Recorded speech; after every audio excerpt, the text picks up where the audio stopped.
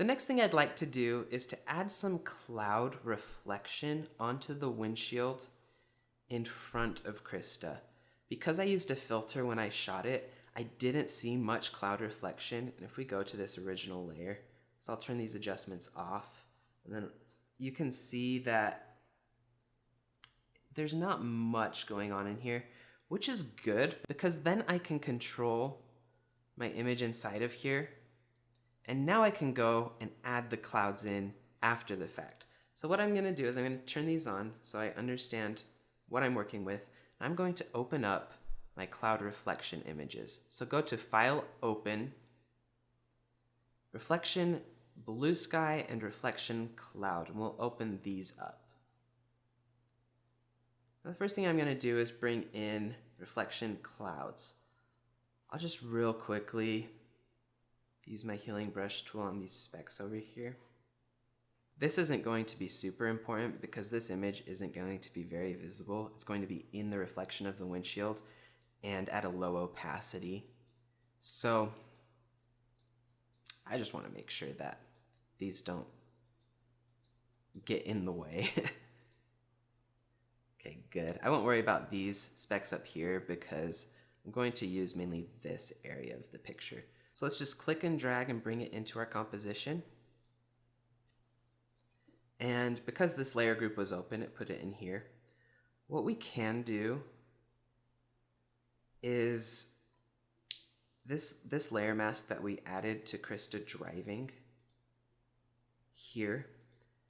All these changes and everything in this group needs the same layer mask. So what I can do is I can click on the layer mask and drive it, drag it to Krista driving, and it will apply that layer mask to this entire layer. Now there's no visible changes because all the changes were only within that layer group.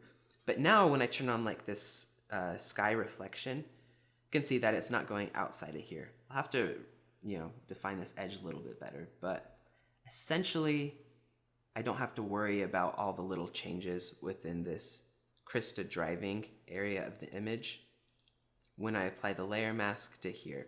I'm not going to make any adjustments that are going to later on show up here, and then I will be like, what happened? Why is that different? Okay, so let's get in close here. What I'm going to do is I'm going to turn this to a soft light blending mode. Remember, soft light will show your lights and darken the darks of the image. So if I make that a soft light, you can see what that's going to look like in here. It looks more like a reflection, right?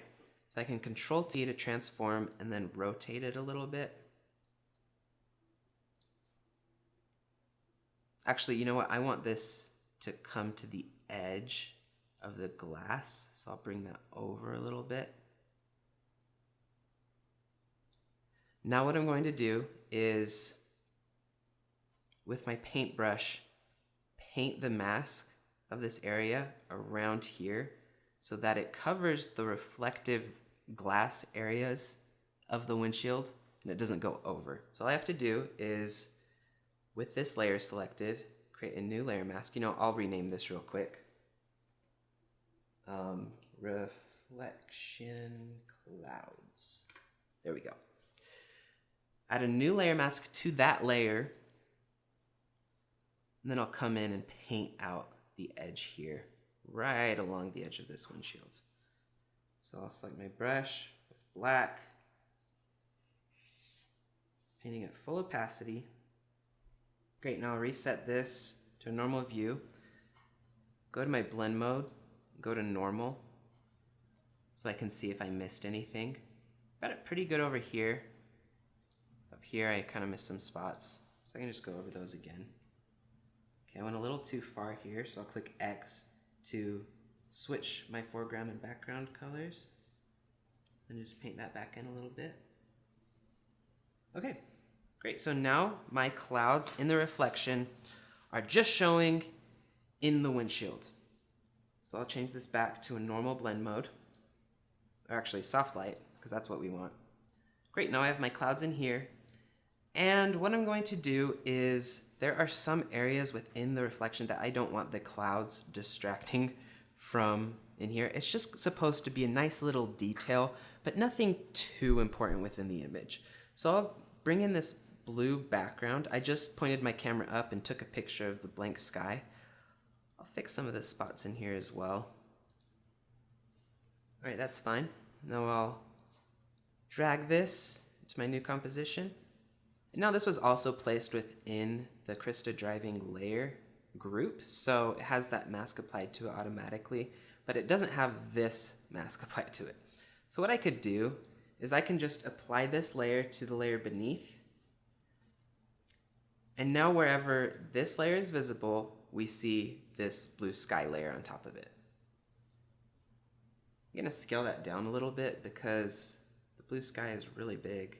I don't really need all that, and it has a cool gradient in it that I want to be somewhat noticeable. Now what I'll do is apply a layer mask to the reflection blue sky layer. I'll just call it reflection blue sky real quick. Add a layer mask to this. Now wherever I paint in black, we'll be able to see some of that cloud reflection come through. So if I go here, you can see, but I can control it so it doesn't overtake my image in areas where I don't want it to be. So I want it to kind of not be as visible up here in front of her face, but become more visible down below. So what I'll do is I'll go to a big brush, and then with white, click up here, and it'll take away some of these areas. I'll bring the opacity of my brush down. Good. Now I'll get more specific in here. These clouds reflected on the side here are cool, but a little distracting. So I'll bring those down a little bit. Make sure nothing's covering her face. Then we'll bring it down again over here. Okay, so now I can see these clouds reflected in the windshield, but it's not too distracting. I want to bring it down even more, so I'll bring down the opacity of this layer. Something like that. Now it's just a little nice detail. You can kind of see the clouds, but you don't notice them. And so it makes it seem more realistic of an image, right? Because in real life, you can see reflections in windshields. So again, I don't want it to be the first thing anyone notices in this image, but I definitely want them to believe that this is a real picture. And good. Now if I turn off these layers, you can see I've just added that nice little touch here. I'll turn back on these adjustment layers. I think this curve, bringing the darkness down, is a little too strong, so I can double click on it. Instead of adjusting the curve, I'll change the opacity of the adjustment layer and just bring it down a little bit. So now it's as if I turn the adjustment layer off, this is on, I'll go somewhere in the middle. Yeah, 50% is good for that.